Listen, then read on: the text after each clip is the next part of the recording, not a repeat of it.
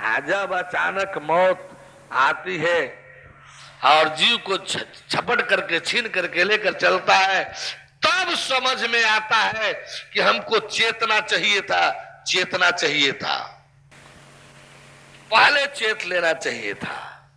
84 लाख बार मौतें तो एक बार एक सर्किल में है, कोई माने न माने, कोई घड़ी पहने न पहने, माने न माने, सेकंड की सुई को हर घंटे में 60 चक्कर तो लगाना ही है।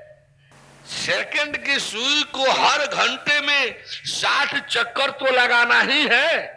दिन रात में 24 बार 60 चक्कर लगाते रहना है और ये चक्कर लगाते ही रहना है। मत मानिए घड़ी को, मत मानिए घड़ी, मत मानिए घड़ी को, लेकिन घड़ी की चाल तो नहीं रुकेगी।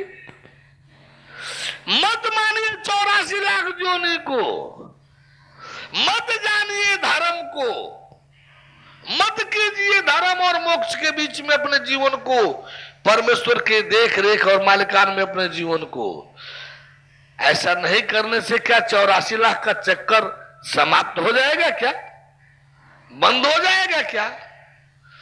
एक सर्किल में, एक चक्कर में 84 लाख बार मृत्यु की दूसरा यातना से तो गुजरना ही पड़ेगा ना। नहीं चाहिए मौत, नहीं चाहिए मौत, इसलिए नहीं नहीं कब तक चलेगा? क्या आपके नहीं करने से मौत रुक जाएगी? काल अपना काम करना बंद कर देगा?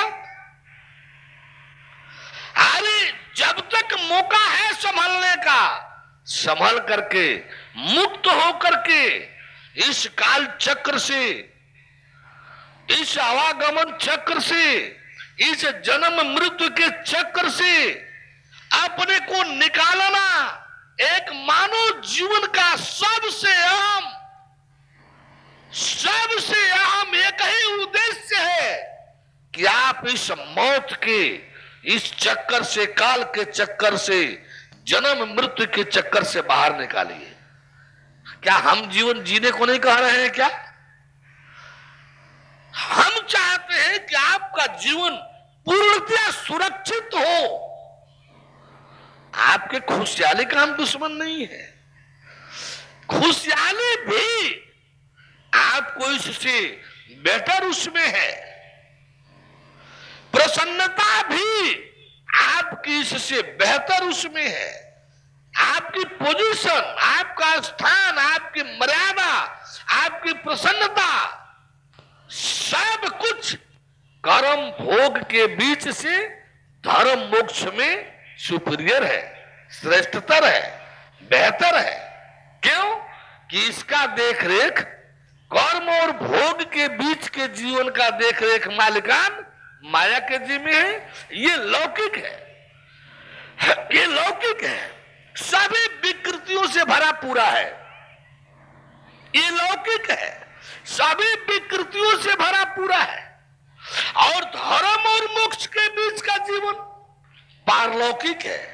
किसी भी प्रकार की कोई विकृति इसमें जा ही नहीं सकती है। किसी भी प्रकार की कोई भी विकृति इसमें जा ही नहीं सकती है। यदि मान लीजिए जीव के लक्षण स्वभाव बस, जीव के भोगी स्वभाव बस, यदि उसके लक्षण बस कुछ विकृति उसमें चली ही गई, कुछ विकृति उसमें चली ही गई, इसीलिए तो परमेश्वर को दयालु कहा गया है, परम दयालु कहा गया है।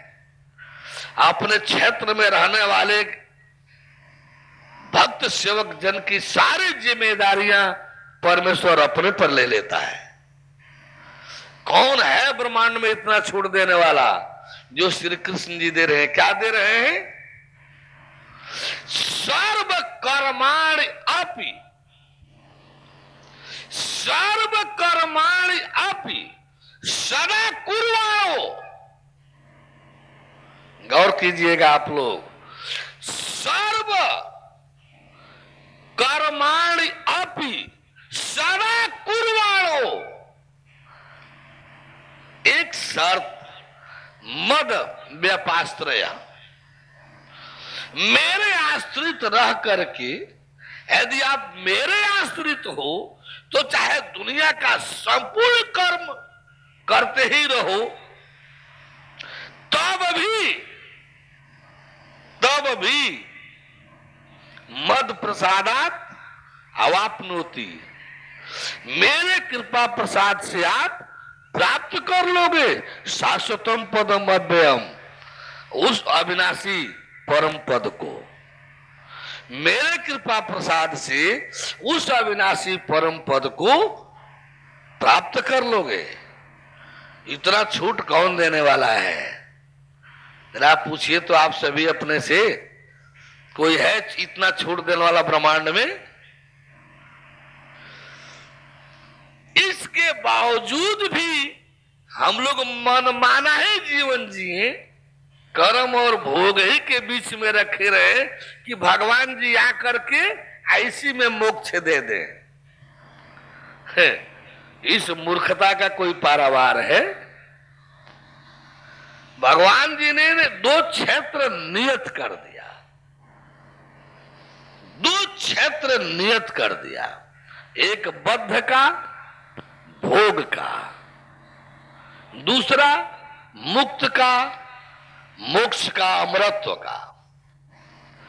जो कर्म और भोग के बीच में रह बैठ करके, जो कर्म और भोग के बीच में रह बैठ करके माया के देख रेख में जीवन संचालन करेगा, उसी के लिए तो भोग है 84 लाख जोन का। उसी के लिए तो भोग है 84 लाख जोन का। उसी के लिए तो ये सारे मौत के विधान बने हुए हैं। और जो धर्म और दूसरा बनाया विभाग, धर्म और मोक्ष के बीच का, जिसका सारा देख रेख मालिकान स्वयं परमेश्वर के जी में। बोले परम प्रभु परमेश्वर की।